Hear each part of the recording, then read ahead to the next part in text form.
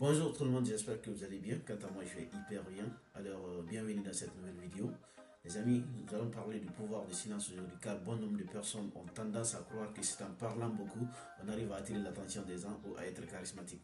Loin de là, dans cette vidéo, je vais vous partager 4 raisons pour lesquelles vous devez garder votre silence à des situations données.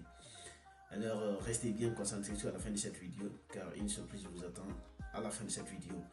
Pour ceux qui ne me connaissent pas, vous êtes sur la chaîne Bemba Koroma, la chaîne qui nous parle du développement personnel, des relations humaines et surtout de l'entrepreneuriat. C'est choses qui vont nous permettre ensemble de grandir et de devenir cette meilleure version dont nous souhaitons être.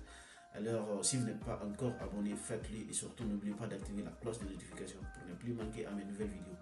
Alors, c'est parti. La première raison dont nous devons garder notre silence à des situations données, quand nous sommes dans un cadre de dialogue, que ce soit une réunion d'affaires, une conférence ou un débat, le sujet qui est sur la table, on n'a pas assez de connaissances pour pouvoir convaincre nos interlocuteurs.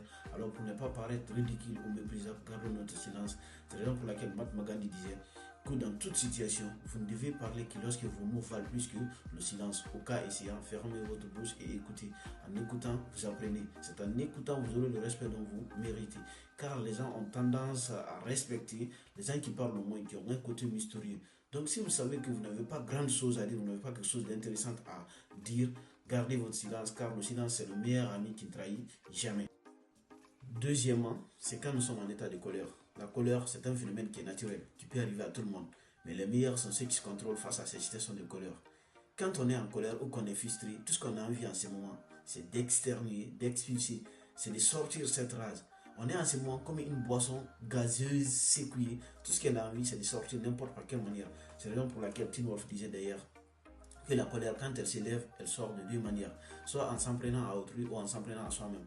Alors quand on est énervé ou qu'on est frustré, partons à un endroit calme pour pouvoir expulser, externer cette colère, pour ne pas prendre des décisions ou avancer des propos qui nous feront regretter à la longue. C'est la raison pour laquelle Héraclite disait d'ailleurs qu'au cœur de la tempête, garder son silence constitue notre meilleure défense, car il relève notre véritable courage et force.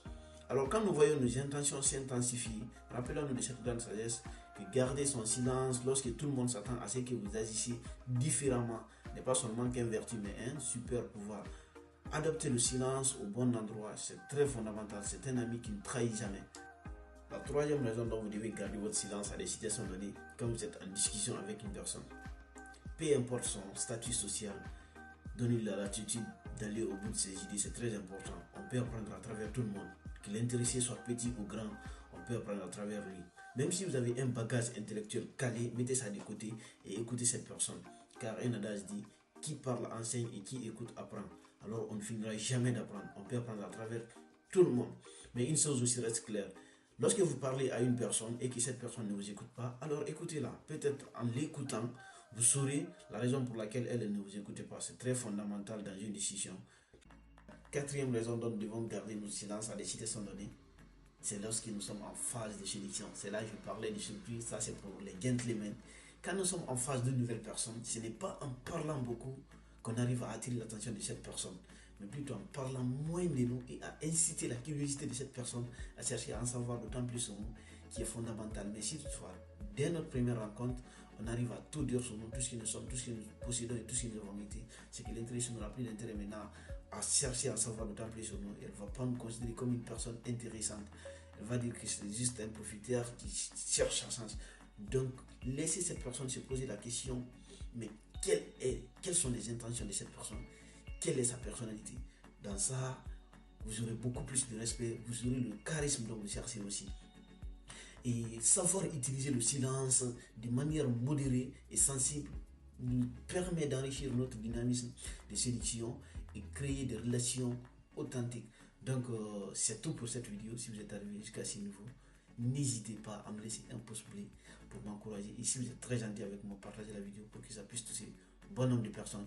Et surtout, vos avis comptent dans les commentaires. Et c'est toujours Kuruma, vivez pour marquer votre existence. Je vous dis à très bientôt pour une nouvelle vidéo. Merci.